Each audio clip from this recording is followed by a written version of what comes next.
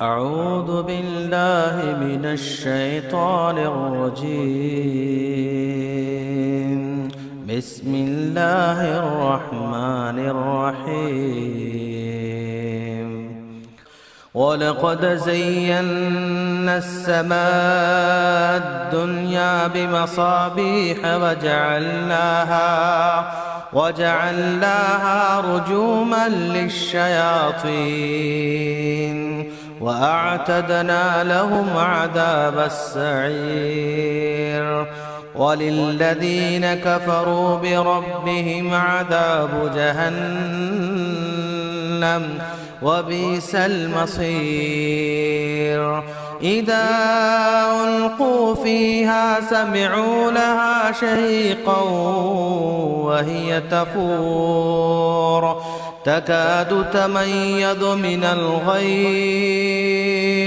كلما ألقي فيها فوج سألهم خزنتها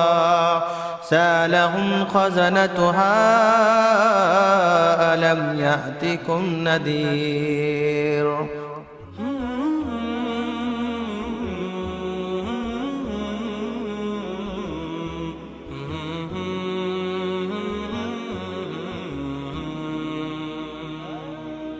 اس کے بعد انک لعلی خلق عظیم، آپ صلی اللہ علیہ وسلم کے اخلاق کے بارے میں تقریر کرنے کے لیے تشریف لا رہی ہے صبیحہ بنت محمد شاکر، جو کہ الصف الثانی من العالمیہ کی طالبہ ہے۔ السلام علیکم ورحمۃ اللہ وبرکاتہ۔ الحمدللہ والصلاة والسلام علی سید المرسلین وعلی آلہ وصحبہ اجمعین، اما بعد۔ قال اللہ تعالی اعوذ باللہ من الشیطان الرجیم، بسم اللہ الرحمن الرحیم، وما ارسلناک الا رحمۃ للعالمین۔ محترم صدر جلسہ اور مہمانان خصوصی اور معزز معلمین اور معلمات، آج کی 5ویں سالانہ اجلاس میں میں جس عنوان کے تحت لب کشائی کرنے جا رہی ہوں وہ ہے انک لعلی خلق عظیم۔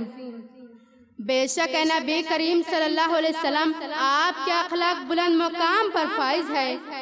ظالم سے لیا ظلم کا بدلہ نہ کسی وقت، ظالم سے لیا ظلم کا بدلہ نہ کسی وقت، مارا تو اخلاق کی تلوار سے مارا۔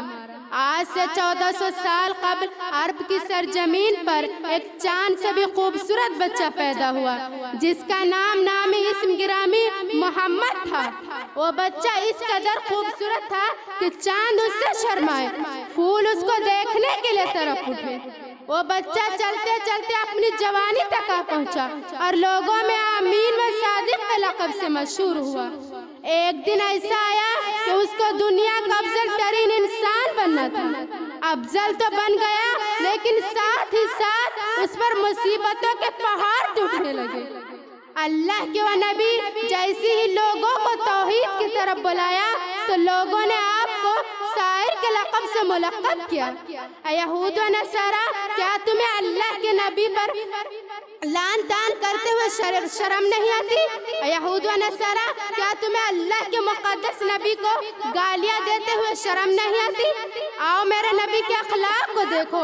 فتح مکہ کے دن آپ کے سارے دشمن موجود ہیں، وہ بھی وہاں موجود ہے جو آپ کی راہوں میں کانٹے بچھاتے تھے، وہ بھی وہاں موجود ہے جو نماز کی حالت میں آپ کے جسم اتھر پر گندگی ڈالتے تھے، وہ بھی وہاں موجود ہے جو آپ کے جسم اتھر کو پتھروں سے مار مار کر لہو لہان کر دیا تھا۔ میرے نبی جب بازاروں اور گلیوں میں گھوم گھوم کر لوگوں کو توحید کی طرف بلاتے، لیکن لوگوں نے آپ کے جسم اتھر کو پتھروں سے مار مار کر زخموں سے چھنی کر دیتے۔ میرے نبی خون کی دریا میں ڈوبے خالق کائنات سے التجا کرتے ہیں، اللہم اہدی قومی فإنہم لا یعلمون۔ اے میرے پروردگار، تو میری قوم کو ہدایت دے، اے قوم مجھے نہیں جانتی۔ آج بھی محمد رسول اللہ صلی اللہ علیہ وسلم کو پورا حق حاصل تھا۔ چاہتے تو آپ ان ظالموں کی گردنوں کو کاٹ کر مکہ کے میناروں پر لٹکا سکتے تھے، چاہتے تو ان کے جسم کے ٹکڑے ٹکڑے کر کے وحشی درندوں کو کھلا دیتے تھے، چاہتے تو ان کے خون سے مکہ کے نالیوں کو سرخ کر دیتے تھے، لیکن میرے نبی اللہ کے حبیب دنیا والوں کے لیے رحمت بنا کر مبعوث کیے گئے تھے. وَمَا أَرْسَلْنَاكَ إِلَّا رَحْمَةً لِلْعَالَمِينَ. اے نبی علیہ السلام ہم نے آپ کو دنیا والوں کے لیے رحمت بنا کر بھیجا ہے. معزز سامعین و سامعات، ان یہودیوں نے نبی مکرم رسول اللہ صلی اللہ علیہ وسلم کو شاعر جیسے ناشائست القاب سے پکارا، لیکن رسول اللہ صلی اللہ علیہ وسلم ساحر نہیں تھے بلکہ ساحروں کے سحر کو کلام الہی سے توڑنے والے تھے. رسول اللہ صلی اللہ علیہ وسلم مجنون نہیں تھے بلکہ مجنون کو جنون و حکمت کے دانائی کے جام سے دھونے والے تھے. رسول اللہ صلی اللہ علیہ وسلم کاہن نہیں تھے بلکہ کاہنوں کے کہانیت کو دفن کرنے والے تھے. خالق کائنات مالک ارض و سما کا فرمان ہے والذی بعث فی الامیین رسولا منہم یتلو علیہم آیاتہ ویزکیہم ویعلمہم الکتاب والحکمہ. اے نبی علیہ السلام ہم نے آپ کو دنیا والوں کے رحمت بنا کر بھیجا ہے اور ہم نے قرآن کو نازل کیا تاکہ تم اس کو پڑھ سکو. محترم سامعین و سامعات، ان یہودیوں نے نبی مکرم رسول اللہ صلی اللہ علیہ وسلم کے ساتھ ساتھ عرش والے رحمان کے مقدس کلام قرآن حکیم کو ساحر شاعر جیسے کلام کہا، لیکن اللہ تبارک و تعالیٰ نے ان باطل قوم کی تردید فرمائی اور ان دونوں الفاظ میں اپنے کلام قرآن حکیم کو پاک کہا. وَمَا هُوَ بِقَوْلِ شَاعِرٍ قَلِيلًا مَا تُؤْمِنُونَ وَلَا بِقَوْلِ كَاهِنٍ قَلِيلًا مَا تَذَكَّرُونَ تَنزِيلٌ مِّن رَّبِّ الْعَالَمِينَ. یہ کسی شاعر کا قول نہیں، تم بہت ہی کم نصیحت حاصل کرتے ہو، اور یہ کسی کاہن کا قول نہیں، تم بہت ہی کم ایمان رکھتے ہو، بلکہ تمام جہانوں کا رب کی جانب سے نازل کردہ کتاب ہے. معزز سامعین و سامعات، ابو لہب نے آپ کی شان عظیم میں گستاخی کی، آپ کو گالی دیا تو اللہ رب العزت نے اس پر ایسی بیماری مسلط کر دیا کہ اس کا جسم سڑنے لگا، اور جب وہ موت کا آہنی پنجوں میں دبوچا گیا تو اس کی ہی اولاد اس کی بدبودار لاش کو لکڑیوں سے دھکیلتے ہوئے خاک میں ملا دیا. معزز سامعین و سامعات، سن لو، ہر گستاخی رسول کا انجام ایسا ہی ہوگا.